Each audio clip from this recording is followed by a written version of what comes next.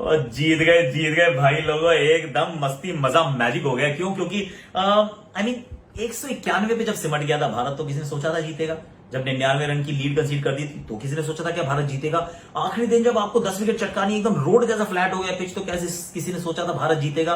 पर ये वो टीम है जो बाउंस बैक करना जानती है। ये वो टीम है जो मतलब इतिहास रचना जानती है और मिसाल बनना जानती है, क्योंकि मिसालें दी जाती हैं, भुलाई नहीं जाती। This is that team, I am telling you. So आज थोड़ा पीछे मुड़ के देखेंगे और इस मैच की यादें ना बहुत लंबे समय तक ये ताजा रहने वाली है, क्योंकि भारत ने ना इतिहास रच दिया। लॉर्ड्स के बाद ओवल को जीत लिया, बहुत लंबे समय के बाद जीता है वो, तो that is actually later in the show as well. Rohit Sharma और the rise of Rohit Sharma the opener, उनके बारे में जरा आज हमने बहुत सारी चर्चा की थी मिशन नॉमिनेशन पे। जरा उसकी मैं आपको झलकियां दिखा देता हूं। और मेरा जो आज का ट्रिविया है वो ये है कि बिटवीन टू विन्स, मतलब एक मैच जीते उसके बाद कितने लंबे समय तक आप दूसरा मैच नहीं जीते, the longest gap between two test wins at one single venue, जानते हैं क्या वो कौन सा मैदान, कौन सा मैच था? सोचो सोचो, बताओ बताओ।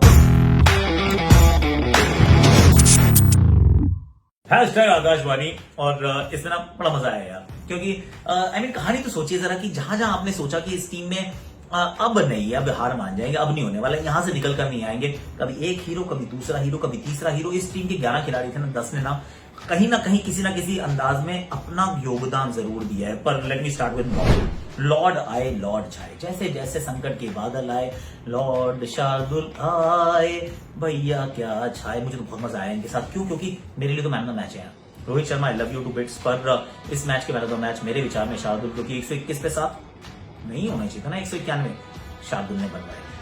ओली पोप सबसे हाईएस्ट रन स्कोरर, किसने आउट किया? शार्दुल ने किया। जब विराट कोहली, जाडेजा और रहाणे आउट हो गए तो टीम थोड़ी सी लड़खड़ाई, पंत के साथ कोई साथ में होता नहीं था। किसने 60 रन बनाए? शार्दुल ने बनाए। अब आखिरी दिन आप पहुंच जाते हैं तो फिर 100 की पार्टनरशिप हो गई, 100 बिना किसी नुकसान। पहली विकेट किसने चटकाई? लॉर्ड ठाकुर ने चटकाई। उसके बाद रूट को किसने आउट किया? The only thorn in India flash, Lord ने आउट किया। तो फिर क्यों नहीं है मैन ऑफ द मैच यार? I mean to be honest, अगर आप इतना अच्छा करते हैं लगातार 5 दिन, हर रोज आप योगदान देते हैं, सिर्फ एक दिन आपने योगदान नहीं दिया जिस दिन परहैप्स आपने मतलब मैदान पे कदम ना रखा हो, इसके अलावा तो रोज आप काम करके जाते ही हो ना। तो मेरे विचार में तो Lord Thakur is my man of the match और इज बीन सेंसेशनल। पर उनके अलावा एटलीस्ट 4 ऐसी बड़े बड़े परफॉर्मेंसेज हैं जो मुझे बहुत याद रहने वाली हैं। रोहित शर्मा का शतक, इन्होंने भी पन्ने पलट दिए हैं। इन्होंने स्टार्टेड अ न्यू चैप्टर, एक नया अध्याय शुरू है ये Rohit Sharma the test opener. उनके ऊपर बाद में भी बहुत चर्चा की थी, वो मैं आपको बताऊंगा, मेरे दोस्त यारों ने भी क्या कहा है। पर he is been absolutely sensational कि भाई अनुशासन है ना तो आपका शासन है। दूसरी परफॉर्मेंस उमेश यादव, उमेश वापसी कर रहे हैं। पहली इनिंग में 3, दूसरी इनिंग में 3, दबाव होता है गुरु, वापस करना बहुत मुश्किल होता है। और इन परिस्थितियों में तो वैसे भी आप बहुत ज्यादा इनको आंकते नहीं थे ना, तभी तो नहीं खिलाते थे। इन्होंने क्रूशल विकेट चटका के दिया आपको, अच्छी बॉलिंग करके दी। आप जसप्रीत बुमराह, ऐसा नहीं कि पंजे खोले हैं दोनों इनिंग्स में, लेकिन क्रूशल विकेट चटकाए हैं और बहुत जबरदस्त की गेंदबाजी, स्टैंड आउट बॉलिंग की है इन्होंने। And he is the difference between, he is the best bowler in the world, there is no doubt about it. उसके बाद विराट कोहली का अर्धशतक और 42 रन। आई मीन आप सोचो सही है, 191 में से हमने लॉर्ड की बात की है, पर अर्धशतक तो कोहली ने भी बनाया था ना, दूसरी पारी में भी रन बनाए थे। सब कुछ पेयर शेप जा सकता था, पर दीज गाइज डिड दैट। तो ये 4 बड़े performances. Then you talk about Rahul का 40, वो क्यों इंपॉर्टेंट नहीं है? ऋषभ पंत का 50, उसने भी तो काम बड़ा अच्छे से किया। You look at Cheteshwar Pujara का 61। I mean it is just everywhere. Siraj की वो क्रूशल विकेट, जड्डू का वो परफॉर्मेंस, हसीब हमीद को आउट करना, I thought it was sensational. कुल मिला के ना ये एक जबरदस्त परफॉर्मेंस रही है, जिसके अंदर हर खिलाड़ी ने थोड़ा योगदान करके टीम को यहां तक पहुंचाया और सामने वाली टीम के थोड़े से डिफीटिस्ट कंजर्वेटिव माइंडसेट को भी थोड़ा सा उजागर किया और बता दिया कि भाई बॉस कौन है। ये मिशन डोमिनेशन पे चल पड़ी है, ये अश्वमेध का घोड़ा है, ये चल पड़ा है। अभी जहां जहां जाएगा ना, ये वो सारी जमीन अपने नाम करता जाएगा। अगर आपने इनको रोकने का प्रयास किया तो आपको इनसे लड़ना होगा, इनको हराना होगा, क्योंकि ये अब जमीन इनकी है, आसमान इनका है। सिर्फ एक समस्या रही है, वो है अजिंक्य रहाणे का फॉर्म। 10 लोगों ने अच्छा किया है, सिर्फ एक बेचारे रह गए जिन्होंने बहुत बड़ा योगदान दिया नहीं, और अब थोड़ी सी सर पे तलवार भी लटक रही है। पर देन उसकी बात अगले मैच में करेंगे यार, क्योंकि ओल्ड ट्रैफर्ड में मुझे लगता है क्या होने वाला है, तो एकदम ग्रीन टॉप पिच होगी, उसमें बहुत सारी फास्ट बॉलिंग होगी। जेम्स एंडरसन का हो सकता है घर पे आखिरी मैच, हो सकता है करियर का, बट घर का आखिरी तो मुझे लग ही रहा almost.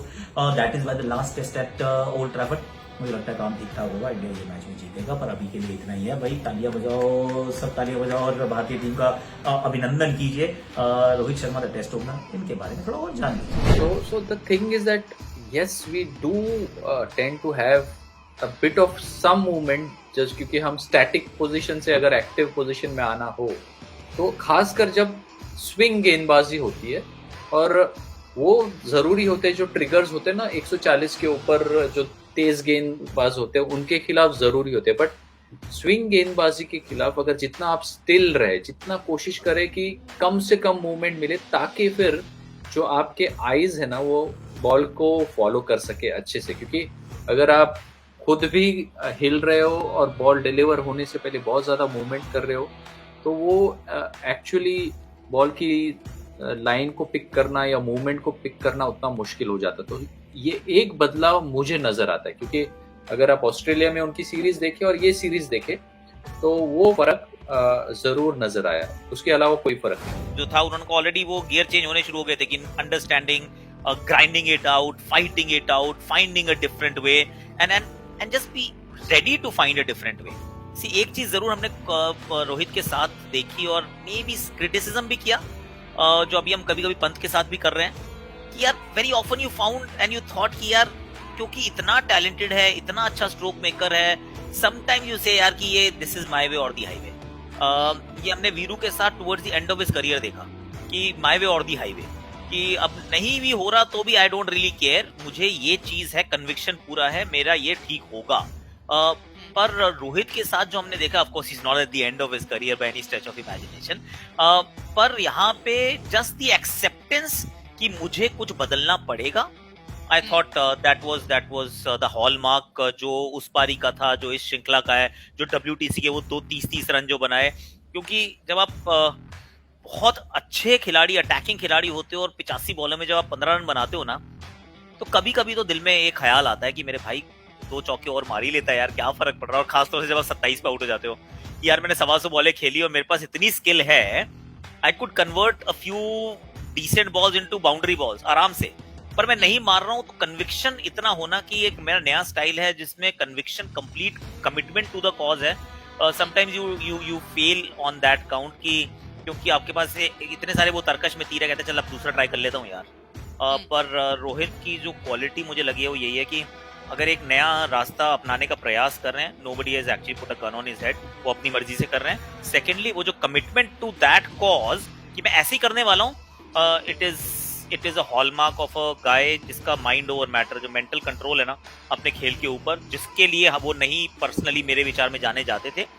This is that aspect of Rohit Sharma that has come to the fore. When you see Rohit Sharma, अब आप ऑब्वियसली एक प्लेयर के रोल में नहीं हो, अब आप एक एनालिस्ट के रोल में हो, विल यू से कि ओवर द इयर्स जो T20 क्रिकेट खेली है या वनडे क्रिकेट खेली है, and the growth of him, because उनके नंबर्स बिफोर ही came into the Indian one day team for Mumbai also बहुत अच्छे स्कूल ऑफ प्रिपरेशन, नर्सरी से आए हैं, बहुत अच्छा ट्रेनिंग करते हैं, फर्स्ट क्लास में भी अच्छा प्रदर्शन है।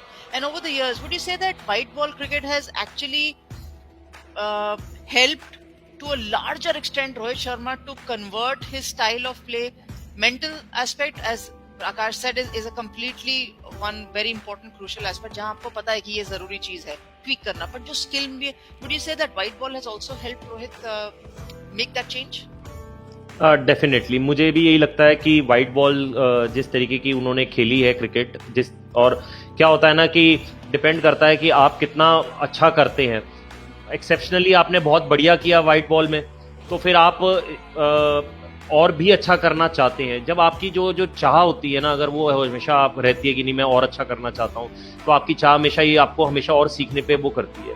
रोहित शर्मा का क्या था कि जब मैंने उसको सबसे पहले शुरू में, जब क्योंकि मैं मुझे याद है हम रोहित बॉम्बे से खेल रहे थे और वो मैच खेले थे, ईशांत शर्मा बॉल डाल रहे थे, तो वो पेस पे थोड़ा सा मुझे ऐसा लग रहा था कि वो थोड़ा सा लड़खड़ा रहे थे, बॉल कीपर तक जा रहा था और उनका बैट बाद में आ रहा था। ये तब की बात कर रहा हूँ जब उन्होंने खेला।